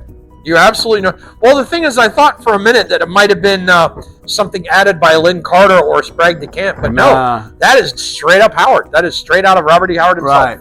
Yeah. So we got that issue resolved. She's a vamp. Okay, that is resolved. Vampire. W. So I'm gonna create a new gang. You're gonna create a new gang. The 3W. The 3W. 3W. So this is this 3. The bag room. And decrypts. No. 3W, but what happens when you get 4? 4. Are you going to call me the 4W? 5W. The 5. What about when you have 6? What if it's like not even? I'll go Roman numerals. 6 to 2. I'll go Roman numerals. All right. Okay. W. Great. Okay. So, all right. So yeah, it would be. You could say vampire, vampiress, however it works. Well, obviously, just a question. Yeah, no, it's a good detail. So, Belit returns to Earth, and all you got to do is come up with a conflict. That can't be too hard. True. For the record, Ablaze Comics, the French comic book company that published many adaptations of Robert E. Howard's works, produced a comic book miniseries. What are you doing? Having fun. Okay. Are they going to read lips? What's happening here? I'm not saying anything. All right. Because Conan is public domain in France, they can publish comics to their heart's content. They produced a miniseries called Belit and Valeria, where Belit comes back from the dead, literally as how we're talking about. She crawls up out of the ocean, and what, like, and I don't want to immediately shit can it. No, it's terrible. She comes back as like what, a ghoul? No, she comes back as just a regular human. There's some nonsense storyline. Can I take one more beer break? Yeah, of course. All right, I'll be right back. Oh my God. Well, look, the only thing I wanted to say here is that the miniseries is terrible. I mean, it is so bad. It is just absolute nonsense.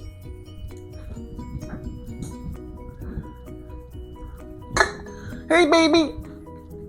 Little baby. Look at that little baby. That's a beautiful baby. I got beautiful girls. Beautiful little kitties. Sound check. Sibilance.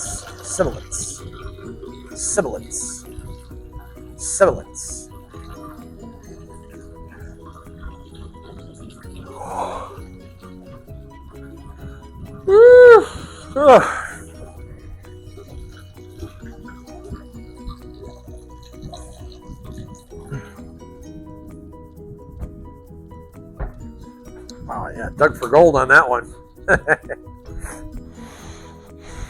Hey, baby.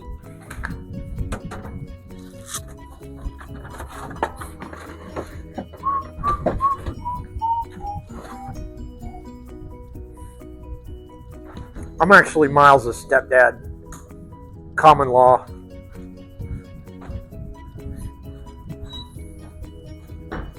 This will be great, man. This is like a long, this will definitely, I mean, of course, in the future, but this is going to be a long, like 2, maybe 3 part. It's going to be a few parts. So yeah, Belit and Valeria. Okay, I'm back. Just make sure we got the record straight. Yes. It's 3. It's 3. That's 3. Okay, but you'd been going like this, but yeah. No, W. Oh, W. Oh, okay, I get it. Okay. You're not a homie. Right, I'm not a homie. Clearly. Sorry, I'm not from the street like Miles is. Nah. Anyway, okay, so Belit and Valeria by Ablaze Comics. Who wrote it? Hold on, I'm gonna find out who wrote it. That was just plain awful. They weren't acting in character. They weren't. I mean, the whole storyline was a bunch of woke nonsense. But what I don't get is why the big fuss about Valeria? She wasn't that big a deal in Conan's life. I disagree. I thought Valeria was great. For a very small portion. But not necessarily. Well, the thing is, there's Belit. There was a whole lot of backstory. Zenobia.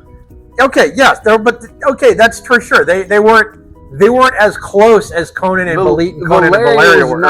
Zenobia. Valeria is not an A-list actor. Well, she's an A-list actor because she's so cool. Because she is the favorite of so many people who read the story. In fact, when John Milius was writing the script for the Conan movie, you'll notice he combined Belit and Valeria into one character who he named Valeria. It was played by Sandal Bergman. Yeah, and John Milius don't know jack shit about fucking Conan. I know 10 million times more about it than that motherfucker. He had his moments. Okay, break. Yeah, I could have done 10 times. Writer was Max Bemis and cover artist John. Yeah, writer was Max Bemis. Milius. This was so fucking hack. I would have done 10 fucking times better than Milius, motherfucker. And then he made Red Sonja. Did John Milius make Red Sonja? Yeah, and he fucking duped Arnold. He's. Why do you think Arnold's picture with the sword behind him, and then little what's her name Brigitte in the front? He fucking duped Arnold, and after that, Arnold said, "I'm never doing a fucking movie with that motherfucker again." He's a piece of shit, man. He lowballed Arnold. Probably so. He fucked up. Hold on, Red Sonja, movie adaptation. Because Arnold said as the filming went on, his part got larger and larger and larger for the same pay. That's true. He fucked him over. Actually, it says it was directed by Richard Fleischer, written by he was a goddamn producer. Clive Exton and George MacDonald Fraser. No, Milius fucked him over. Okay, are you thinking of Dino De Laurentiis? That's who I meant. You're thinking of Dino De Laurentiis. Okay, sorry. Yes. I got my dudes. Because I remember actually watching that. Is Dino De Laurentiis would tell Arnold, "Oh, come in just one more day, Arnold. Come in just one more day." Yeah. Okay, I got the Dino De Laurentiis. Yeah, John Milius was this. He was the director. Then my bad. Yeah, Dino De Laurentiis. Dino De Laurentiis. Yes, that's who you're talking about. A piece of shit. Yes. Okay. And yeah, Dino De Laurentiis, not John Milius. We are sorry, John. You got the names mixed up. I got them fucked up. You are in fact thinking of Dino De Laurentiis because that's the kind of shit he pulled. Yes. That is 100% right. Did you ever see the director's cut of Conan? It was I think so. Horrible. His little goofy ass had a scene in there where he was trying to sell him rats to eat. It was so horrible. Feed! You must eat! Rat for the sale. It was fucking ridiculous. Yeah, I recall something. I haven't seen that. It's been a while. I guess it was never popular. But yeah, the original Conan the Barbarian was directed by John Milius and written by Milius and Oliver Stone. And so Milius and Oliver Stone, in the script, he would put Belit's lines in coming out of Valeria's mouth, and also had she was a lot more like Valeria. She was blonde and athletic than she was like Belit, but she did the whole coming back from the dead to help Conan thing. Right. So it's like they basically put the two characters together. Not only that, that dude Stone, Oliver Stone. Yeah. That sumbitch is talented as they get.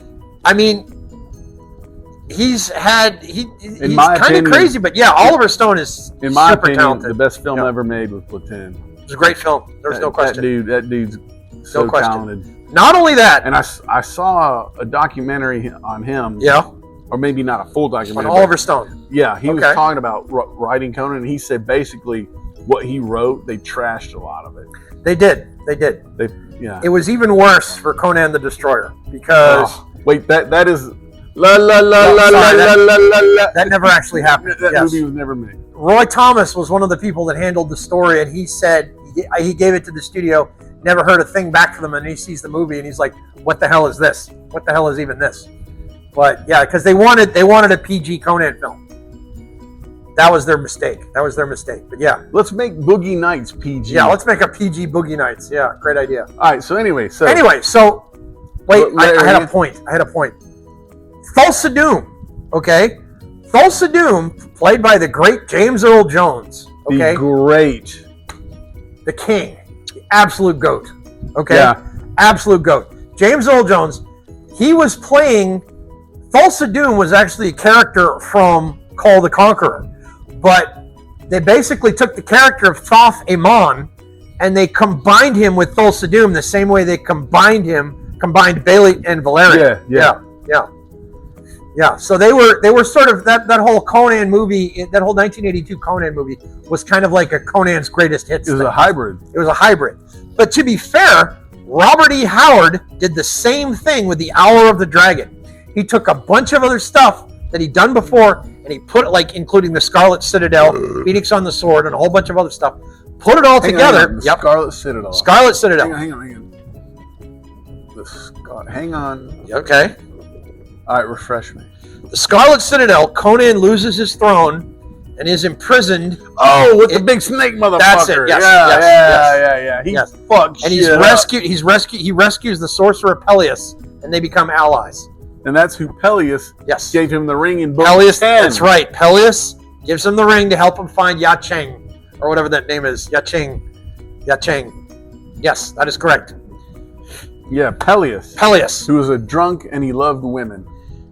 He loved to smash that booty. That was from Elsprag de Camp and Lynn Carter.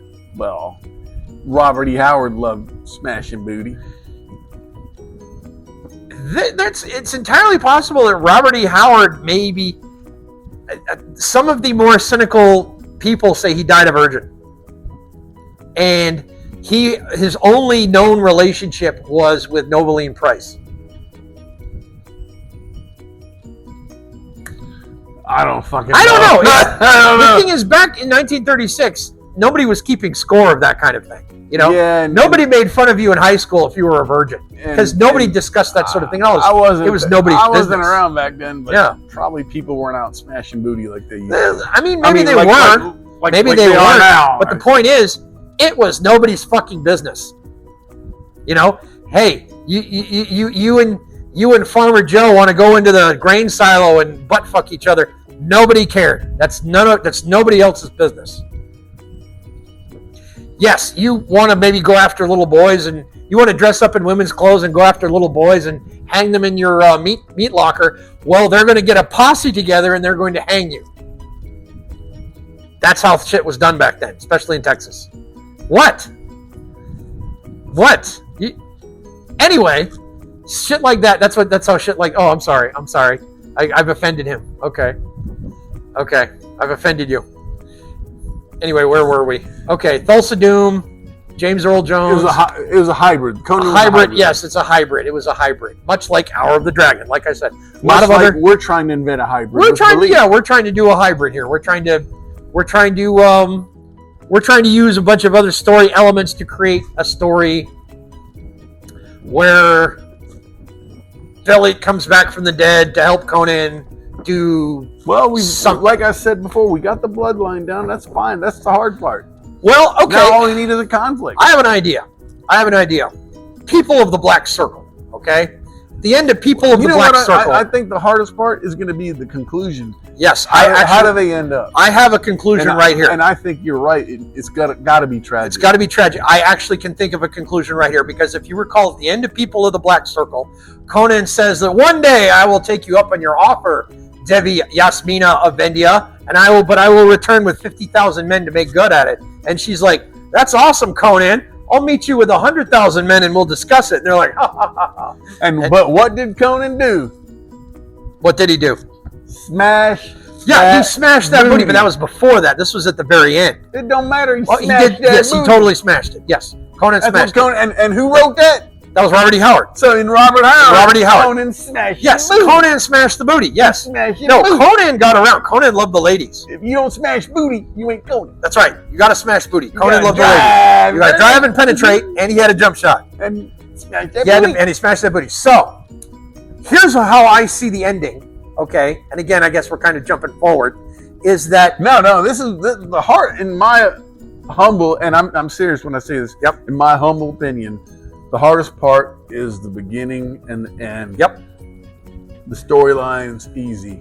well, the end? Starting, you got to know where you end. Yes. Your story's got to get there. That's Right. in my opinion. I see the end is that whatever conflict is arising, like I had an idea that maybe at the Queen Taramis had come back from the dead and was possessing Muriela from the servants of Bit Yakin. Hang on, Mariella. Muriela was the thief girl from the servants of Bit Yakin who was pretending to be the corpse lady. The corpse and he busted her ass. Right, he busted her fake ass. accent. Right, but then they smashed. Right, he smashed that. He smashed that booty. That's another one. But yeah, and then they're like, "Hey, there's this tribe that worships a white goddess. Let's go over and have you pretend to be her." And Hey, just an idea. Yep. Maybe just for the ending, an idea. Maybe Belit's so warped and twisted from being a fucked up vampire. That's kind of cruel. Well, you said We bring her back from the tragic. dead. Tragic, yes, but Maybe she wants to bring doom upon Conan. yeah, but She gets so evil and twisted in her mind. She thinks that Conan's love was evil, and now she wants revenge on him to fuck him up. I think the whole idea behind Baalit, she doesn't get twisted like that. Baalit was a force of nature. Okay, she Elemental. was primal, elemental. Elemental doesn't get twisted. Okay, she's direct. Okay, no planning, no plotting. She's much like Conan himself. Plans, plots, schemes, sorcery, all that's bullcrap. It's you and me and our love that conquers time itself. So what I'm saying is that the ending is maybe Conan somehow rides to the aid of Queen Yasmina of Vendia, and Conan has 50,000 men and she has 50,000 men, and they follow into each other's arms, and Baalit Well, Conan's like, bail it. And she's like, I'm sorry, Conan, I must go. And at the very end, he consoles himself with Yasmina, and Balit sort of vanishes into the night because she's no longer a person. She's a creature of darkness. And I don't know, maybe the story's being narrated in Robert E. Howard's office in 1935. And this Mysterian woman leaves. I don't like it. You don't like it? No. Okay. All right. Which part don't you like? The whole thing? Yeah. Scratch it. And of course, perfectly well, you can say the same thing to me. Of course, absolutely. But I just want. I don't think that way. I want it to be more hardcore. Hardcore. Okay. Hardcore. What is hardcore? Well, we got to agree upon the ending. Agree upon the ending. That's fine. How's it gonna end? Yeah. Okay. So we don't have that yet. You don't like my ending, so that's it. We got to think of another way to end it. Yeah, and I'm being professional in my opinion here. Sure, of course. Look, no harm, no foul. Right. That's fine. Yeah. That's the whole point of why we're here. That's exactly right. Exactly right. So, okay. So now we don't have an ending, and we need a conflict, and I am a little bit more, and I'm being serious here when I say this. I am more, I think, akin to the happy, tidy, whitey Skittle Boy ending with rainbows and happiness than you are. Or Robert E. Howard was. Well, then you two are one and the same. But definitely, but I concede. I think you're right. It needs to be a grim ending. Well, it doesn't have to, ending. No, it doesn't have to be brutal. No, but grim. I can definitely see grim. Balit goes off to live an immortal life, and Conan lives until he dies in his dust. Hey, now here's the dumb question, and I'm serious about this. Yep. Has this ever been done before where, like, some dude, I'm sure it has been, like, talks to his dead wife or his dead lover? Oh, yeah, all the time. Okay, so that's not original. That's not original. That happens all the time in fiction. Okay.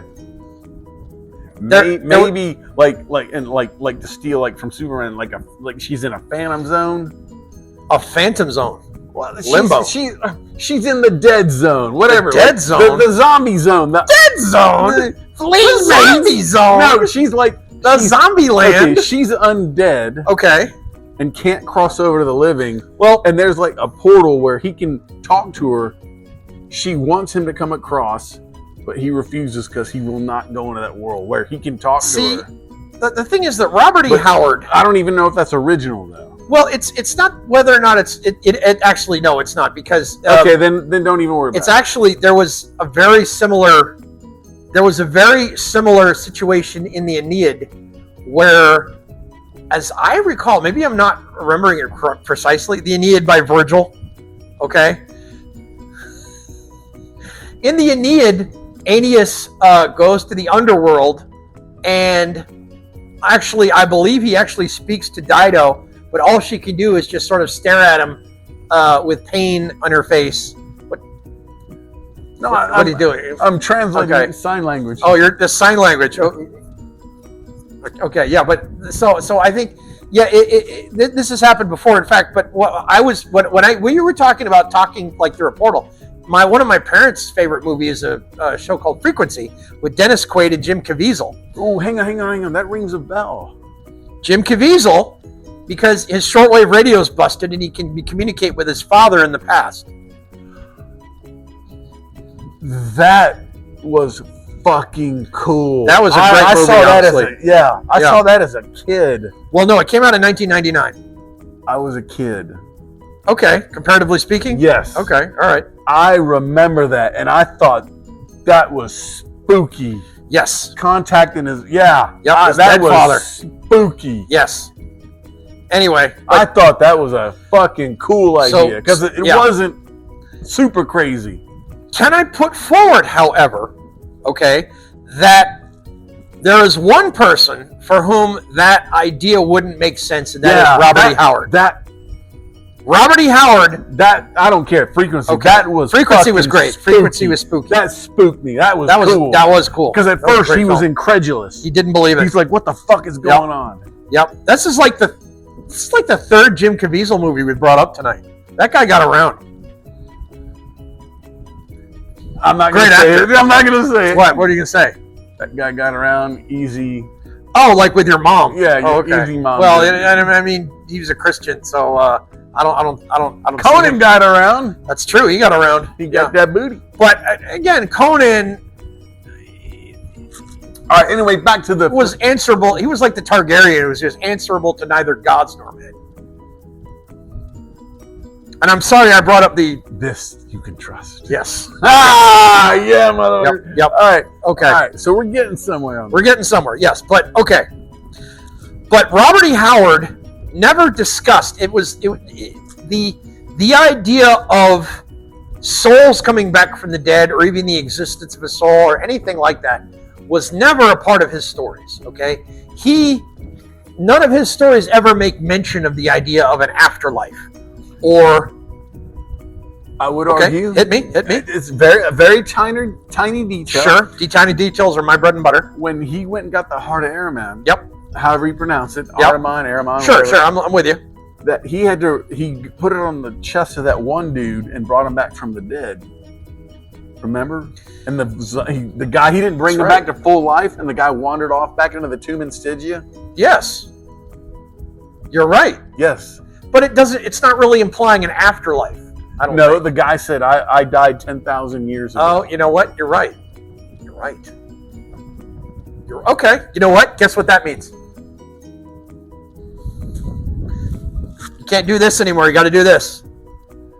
Yeah, because that's when you're right. The other evil priests, Zaltotun, they had that fight where the hand, not Zaltotun, yeah, the hand and the stabs, yes, and the Chinese guys. And he said, "Hey, how do I get the fuck out of here?" Yeah.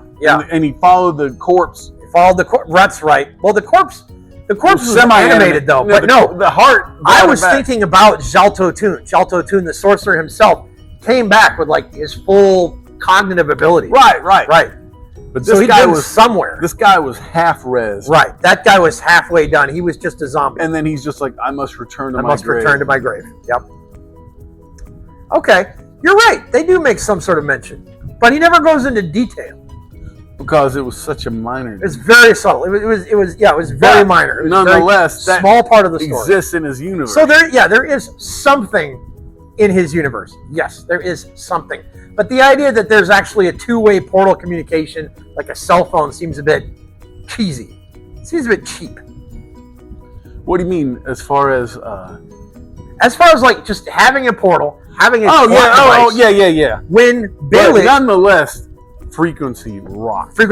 That movie, I'm telling you, dude, that spooked me. Yeah, it was so cool. I agree. Mom and Dad loved that film, and I really enjoyed it when I watched it. But also, just the way they strung along, and the guy was like, "This can't be happening." It was very tense. Tense. And Bailey herself, she comes back from the dead as a spirit to save Conan. So that implies she was coming back from somewhere. That her soul was going somewhere. Or her soul was somewhere. Well, it was back in our world to save Conan from the winged monstrosity. But then it went off somewhere. And she even swore, even if it were death cannot keep me from you. Yeah. Even if it were in hell. Yes. You're right. Okay. But again, having a device, it's a little cheap. It's like who mentioned device? Well, you did. You said a portal. Well, that's just an idea. Okay. All right. Fine. Okay. It's like what? Like a little magical Ouija board? No, I was thinking and once again, obviously, I'm not being. I'm not trying creative. I'm trying to insult you. Like imagine like a portal. Ow! God damn it, that hurts. Yeah. But like a dark, like it looks like a shadow, a big shadowy circular. Where is this shadowy circular? Just make something up. It don't matter. It kind of does matter. Robert E. Howard's attention to detail and internal consistency. Look, you're shit canning the idea. I'm shit canning the idea. That's fine. That's right. We don't even. You shit can my ending. Right. I shit can your idea. Right. Yep. You shit canned it. We don't That's need to worry about it. Okay. I'm all for it. All right. So we'll Miles, another way. I gotta go. I work tomorrow. What time is it? It's 4 minutes past midnight. Okay. So this has been pretty good. This has been pretty productive. I've had a good time. I'm gonna go. I will see you later. Okay. Yep. All right, dog. Here is your microphone. All right. So I suggest chopping that up into whatever little pieces you can. I think a lot of these would make great individual videos. I think if you put it all together in one thing, Oh no, I would never do that. All right, how do I turn this fucker off? It's at the side. Yeah, I'm pressing. Okay, I thought I was. Never mind. Yep, there you go. All right. Miles, I guess I'll see you in 2 weeks. Like I said, I'm going to be out of town next week.